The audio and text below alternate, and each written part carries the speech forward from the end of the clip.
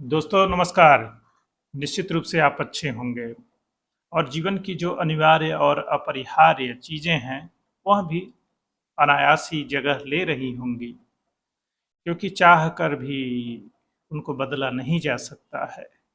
और यह बात एक उम्र का जो पड़ाव होता है उसको पार कर लेने के बाद बड़ी आसानी से समझ में आ जाती है।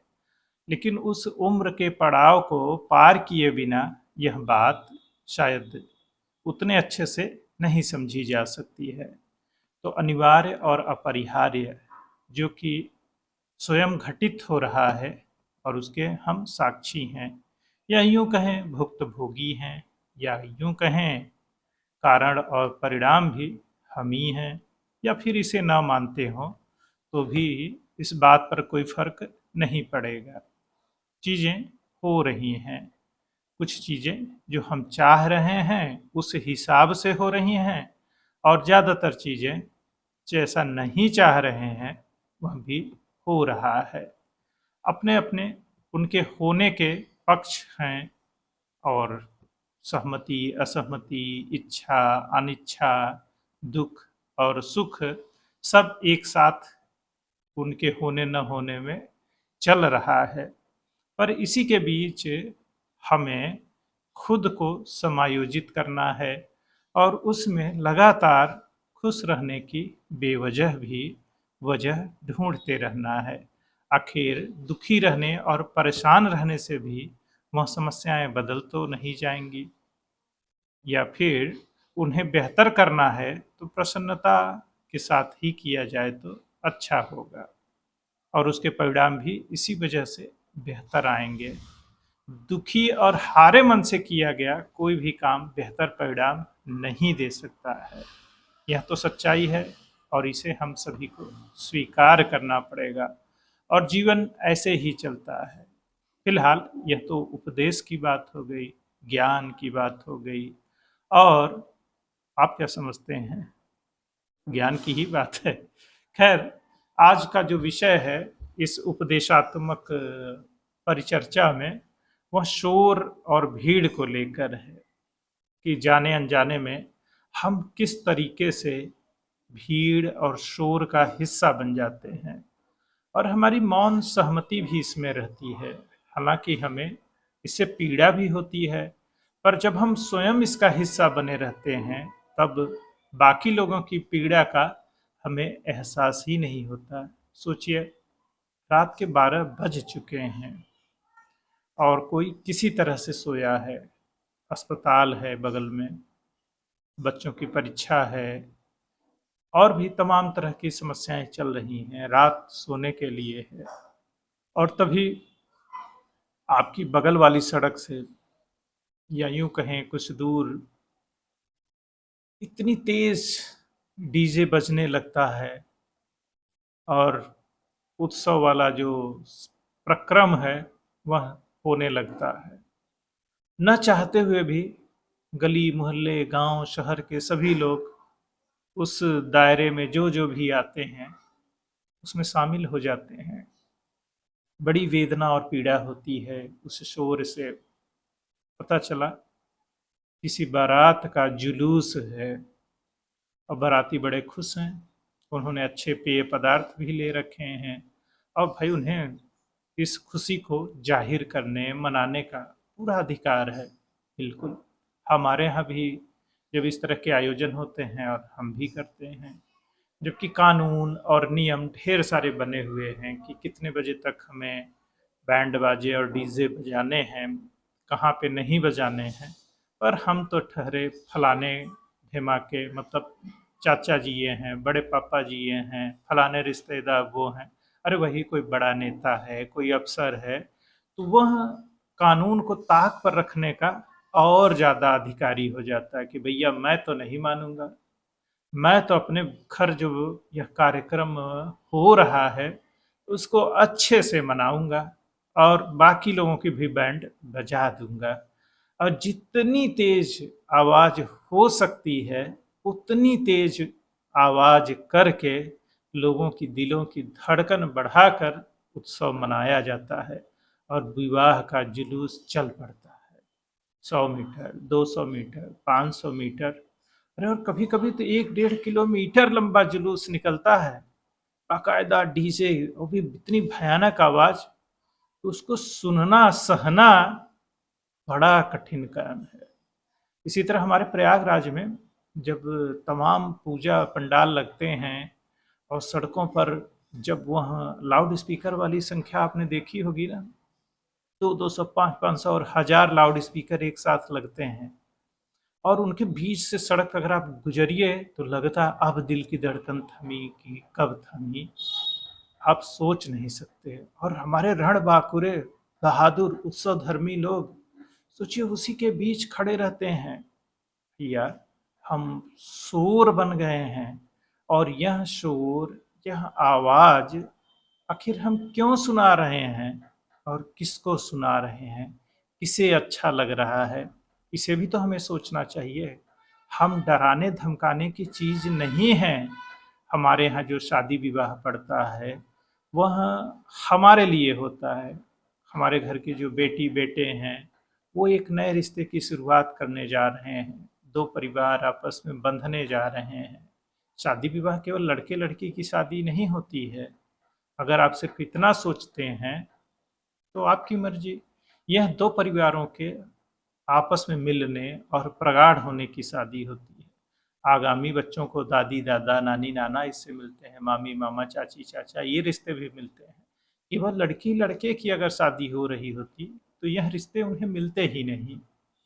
तो हमारी जो विवाह परंपरा है, एक विरासत है, उसमें हम एक पीढ़ी से दूसरी पीढ़ी में चीज़ों को सौंपते हैं।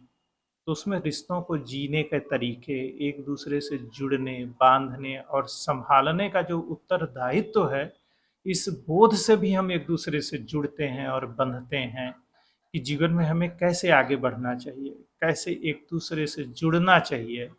यह विरासत जो हम सदियों से ले आ रहे हैं, इसे सौंपना है। अब जब हम ये शोर शराबा और भीड़ इकट्ठा कर लेते हैं, तब वास्तव में हम अपनी ताकत का प्रदर्शन कर रहे होते हैं कि देखो मैं कितना डरावना हूँ, मैं कितना ताकतवर हूँ, देखो मैं सबसे ज़्यादा शोर मैं कर सकता हूँ, मेरी आवाज़ कहाँ तक जाती है, देखो अब भी पूरे शहर में मैं गूंज रहा हूँ, मुझसे डरो, मेरी ताकत देखो, मेरी कितनी पहुँच है, मेरी कितनी पकड़ है, कौन कौन लोग मुझे जानते हैं, यह देखो, यह मैं हूँ, मुझसे डरो।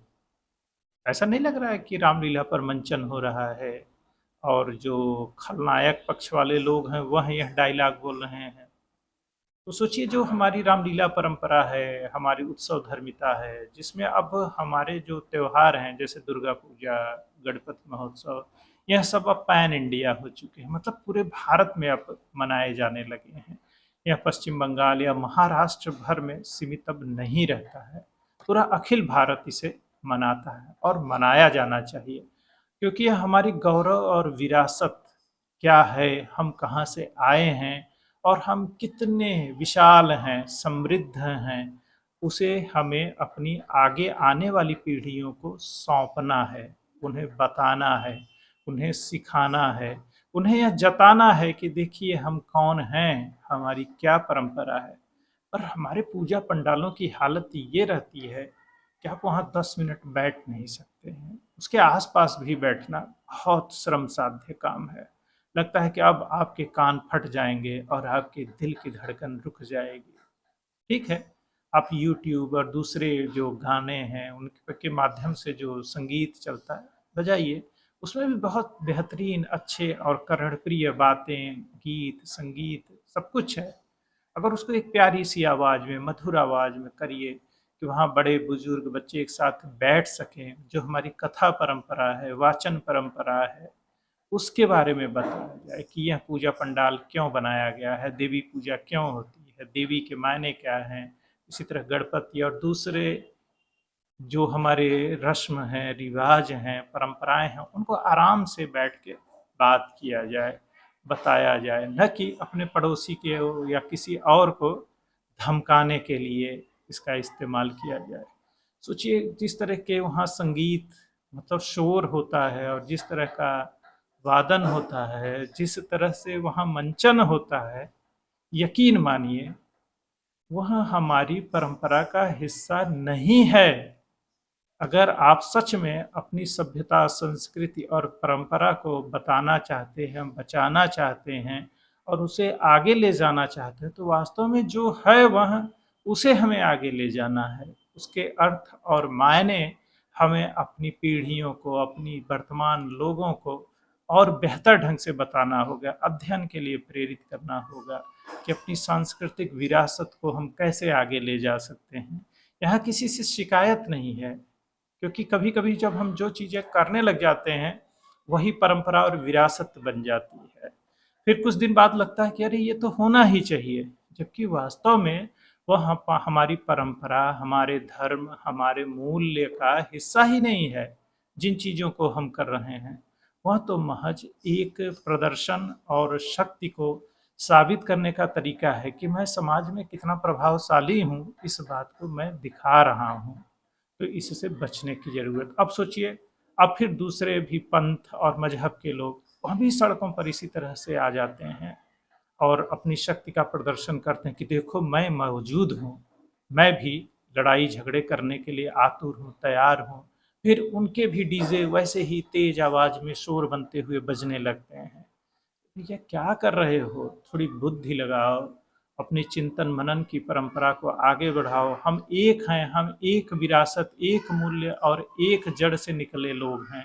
आज हमारी पूजा पद्धति भले बदल गई है, फिर भी हम एक हैं, हमारा रक्त एक है, वही हमारा डीएनए एक है। कोई अगड़ा पिछड़ा दलित और दूसरे मजहब का नहीं है यहाँ, क्योंकि मूल परंपरा वही है। ठीक है, पूजा पद्धति बदल गई, वह भी स्वीकार्य है, पर एक दूसरे से हमें घृणा नहीं करना है और शालीनता, विनम्रता के साथ हमें उत्सव मनाने हैं, उत्सव धर्मी होना है। और सोचिए, जो हमारे पूजा पंडाल हैं उसमें अगर हमारे बच्चों को बताने कहने के लिए कुछ भी नहीं है तो इसका औचित्य क्या रह जाएगा। तमाम हमारे जो मंचन परंपराएं हैं, जो हमारी सभ्यता, संस्कृति, गायन, वादन इसके बारे में बताती हैं, उसमें स्थानीय परंपराओं का बहुत रोल रहता है। स्थानीय भाषा में चीज़ों को कहा जाता है, तो तमाम ग्रामीण संस्कृति और ग्राम्य देवता की जो वहाँ आराधना की जाती है वह बहुत बड़ी बात है। सोचिए, कंतारा जैसी फिल्म सफल होती है, कर्नाटक के एक गांव की कहानी है, वहाँ की लोक परंपरा, वहाँ की मान्यताओं और फिर वह कैसे हमारी जो सनातन की जो मूल परंपरा है वहाँ से वह जुड़ती है, यह बताने की कोशिश है। एकदम सहज और सरल शब्दों में यह बात की जा सकती है। खैर, आप जो कर रहे हैं वह भी ठीक है, कि उसकी निंदा करना तो बिल्कुल भी सही नहीं होगा, क्योंकि इसमें आपका श्रम और परिश्रम है, पर उसको सही दिशा में करने की जिम्मेदारी भी आप ही की है। और मूल्यों को बचाने, संरक्षित करने की कला हमें और बेहतर तरीके से सीखना है। आइए सीखना जारी रखते हैं और अपने मूल्यों और परंपराओं को और बेहतर तरीके से जानते हैं। एक बात और जानने की कोशिश करिए, हम जिस परंपरा और मूल्य को निभाते आ रहे हैं उसमें केवल एक परंपरा नहीं रही है। अब जैसे आप सनातन मूल्यों के बारे में जो लोग जानते हैं, हिंदू परंपरा के बारे में जो लोग अच्छी तरह जानते हैं, अगर उससे बात करिए, उसके बारे में पढ़िए, तो हम किसी एक किताब, किसी एक पैगंबर, किसी एक गुरु को मानने वाले व्यक्ति नहीं रहे हैं। हम मूल्यों को गढ़ते, बनाते हैं, रचते हैं और हम किसी एक देवी देवता पर निर्भर नहीं करते। उसी तरह हम किसी एक परंपरा को भी नहीं मानते हैं। एक ही परिवार में हमारे यहाँ आस्तिक, नास्तिक, वैदिक, अवैदिक, मतलब चारवाक आज तक हमारे यहाँ बरकरार हैं। जो हमारे यहाँ षड दर्शन की परंपरा है वह चली आ रही है, और षड दर्शन में जो तीन जो है नास्तिक दर्शन, उसमें चारवाक, बौद्ध और जैन परंपराएं भी हम अपने साथ ले चल रहे हैं। किसी को हमने खत्म नहीं किया है। उतना ही सम्मान, उतना ही इज्जत उनकी भी हम करते हैं। उसी तरह आज के समाज में जो संवैधानिक और वैज्ञानिक मूल्य हैं उनके साथ हमें चलना है। हम विज्ञान और तकनीक का बेहतर तरीके से इस्तेमाल कर सकें और मूल्यों को और बेहतर तरीके से आगे बढ़ा सकें, यही हमारी कोशिश होनी चाहिए। इसी का नाम भारत की विरासत और परंपरा है, जिसमें निरंतरता है। उसी का नाम सनातन है। तो हमें शोर और भीड़ दोनों बनने से बचना होगा, क्योंकि हमारी आज़ादी वहीं खत्म हो जाती है जहाँ से किसी और की शुरू होती है। तो निश्चित रूप से मूल्यों को समझिए, परिमार्जित करिए, नए सिरे से परिभाषित करिए। उसमें किसी भी घृणा की बात अगर आती है, कोई ग्रंथ, कोई व्यक्ति अगर हमें ऊंच नीच, बड़ा छोटा में बांटने की कोशिश करता है, तो उसे मानने से हम इनकार करेंगे। यह मेरी बात नहीं है, भारतीय मूल्य परंपरा में यह बात बहुत पहले कही जा सकती है। चाहे वो स्वामी विवेकानंद रहे हों, बाल गंगाधर तिलक हो, वह तो यह भी कहते हैं, हमारे बाल गंगाधर तिलक ने तो यह कहा, अगर देवता भी मनुष्यों में भेदभाव करता है तो उस देवता को मैं नहीं मानूंगा। हमें भी थोड़ी सी हिम्मत करनी है कि जहाँ भी हमें बांटने की कोशिश की जाए या हमें बड़ा छोटा ऊंच नीच में विभाजित किया जाए, उन चीज़ों से हम इनकार करें। हर जोड़ने वाली और भारत के निर्माण में जो प्रभावशाली है वह हम अपनाएंगे। और बस छोटी सी कोशिश करनी है, अनुशासित रहना है, ट्रैफिक नियमों का पालन करना है और भीड़ और शोर बनने से बचना है। और यह जिम्मेदारी हम में से प्रत्येक नागरिक का है। इसके लिए किसी से कोई मांग नहीं करनी है, किसी को दोष नहीं देना है कि सरकार ये नियम बनाए, सरकार रोकती क्यों नहीं, मेरी गलती नहीं है। इस वाले कॉन्सेप्ट से बाहर निकलने की ज़रूरत है। आपको जीवन के लिए ढेर सारी शुभकामनाएं और अपने जीवन में निरंतर बेहतर करते रहिए, इसके लिए ढेर सारी फिर से शुभकामनाएं। जय हिंद, जय भारत, वंदे मातरम।